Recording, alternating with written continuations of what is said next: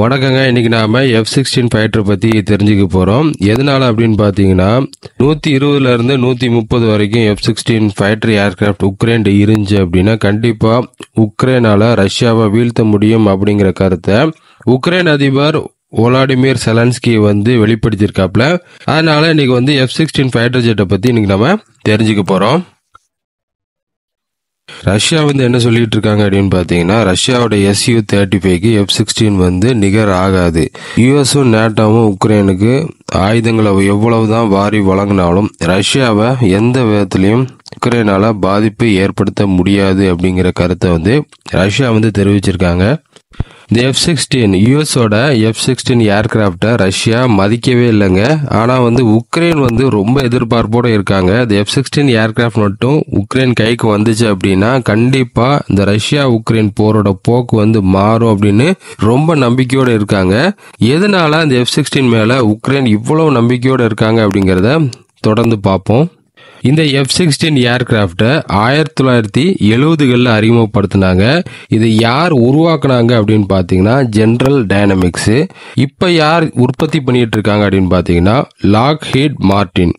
5th generation F-35 வந்த பிறகும் இந்த F-16க்கு இருக்கக்கூடிய மவுஸ் ஏன் குறைய மாட்டேங்குது அப்படின்னு பாத்தீங்கன்னா இந்த F-16ஓட காம்பேட் ரேடியஸ் அதிகமா இருக்கிற காரணத்தினால மற்ற ஃபைட்டர் ஏர்கிராஃப்டுக்கு இது ரொம்ப அச்சுறுத்தலா இருக்குதுங்க.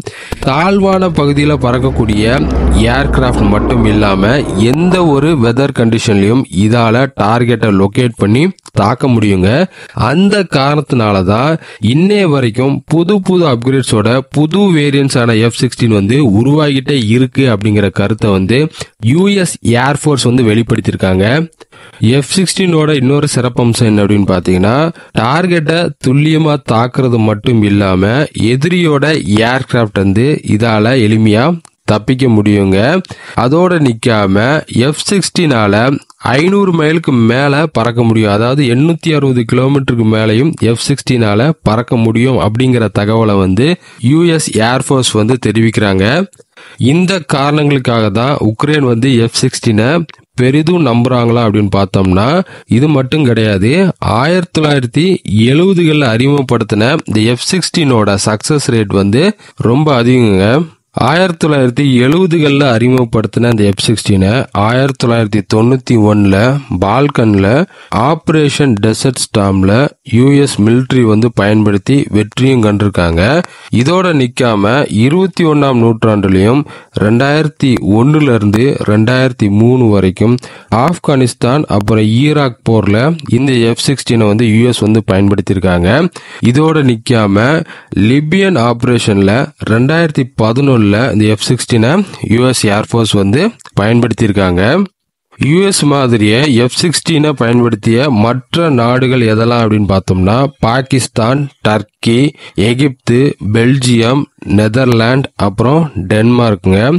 1990ல கொசோவா அப்படிங்கிற போர்ல டச் இந்த F-16 ஃபால்கன் பயன்படுத்தியிருக்காங்க. இவங்களை எதிர்த்த யுகோஸ்லாவியன் சோவியத்தோட MiG-29 ஏர்கிராப்டை பயன்படுத்தியிருக்காங்க. இந்த சண்டையில என்ன ஆயிருக்கு அப்படின்னு பாத்தீங்கன்னா டச் பயன்படுத்திய அந்த F-16 ஃபால்கன் இந்த யுகோஸ்லாவியா பயன்படுத்திய MiG-29 ஏர்கிராப்டை வீழ்த்தி இருக்குங்க.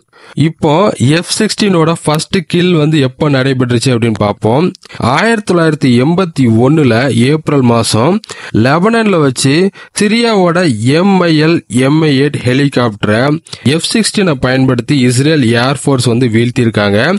இதுதான் F-16ஓட ஃபர்ஸ்ட் கில்லு. இதே மாதிரி 1982 லெபனான் வார்லயும் இஸ்ரேல் இந்த F-16 பயன்படுத்தி இருக்காங்க. இந்த போர்ல இஸ்ரேலுக்கு 0 லாசஸ் அப்படிங்கிற ஒரு சக்சஸ் ரேட் வரதுக்கு முக்கிய காரணமா இருந்தது எது அப்படின்னு பாத்தீங்கன்னா இந்த F-16ங்க. இந்த F-16 பயன்படுத்தி MiG-21 அப்புறம் MiG-23ன்னு 44 ஏர் டு ஏர் கில்ஸை இஸ்ரேல் நடத்தியிருக்காங்க.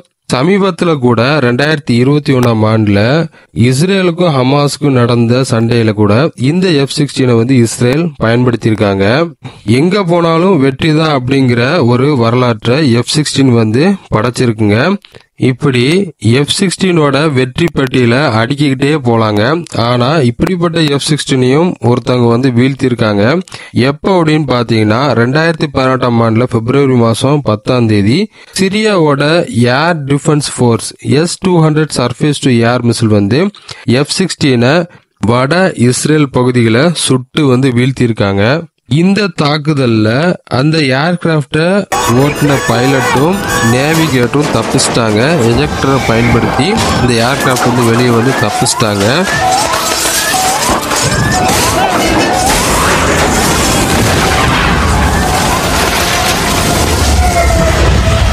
எப்படி சிரியாவால F-16 தாக்க முடிஞ்சு அப்படிங்கிற காரணத்தை கண்டுபிடிக்கிறதுக்காக 2018ஆம் ஆண்டுல பிப்ரவரி 27ஆம் தேதி இஸ்ரேல் ஏர்போர்ஸ் வந்து ஒரு இன்வெஸ்டிகேஷன் வந்து கண்டக்ட் பண்ணாங்க.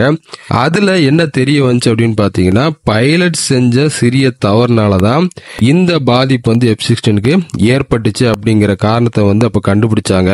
1980களில் அறிமுகப்படுத்தின F-16க்கு 2018 தான் ஒரே ஒரு தாக்குதல் மூலமா வீழ்த்தப்பட்டிருக்குங்க. அது வரைக்கும் ஆகாயத்தை தன்னோட முழு கட்டுப்பாட்டுல தான் அந்த F-16 வந்து வச்சிருக்கு.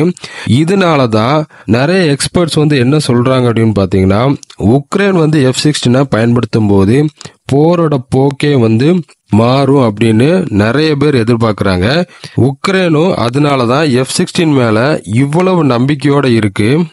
இந்த மாதிரி சக்சஸ்ஃபுல் காம்பேட் ரெக்கார்டு வந்து F-16க்கு அதிகமா இருக்கிறதுனால F-16 வந்து ரஷ்யா அலட்சியப்படுத்துறது ரஷ்யாவுக்கு தான் ஆபத்தை கொண்டு வந்து விடும். காணொளி பார்த்தமைக்கு ரொம்ப நன்றி. அடுத்த காணொளி சந்திப்போம். நன்றி, வணக்கம், வாழ்க வளமுடன்.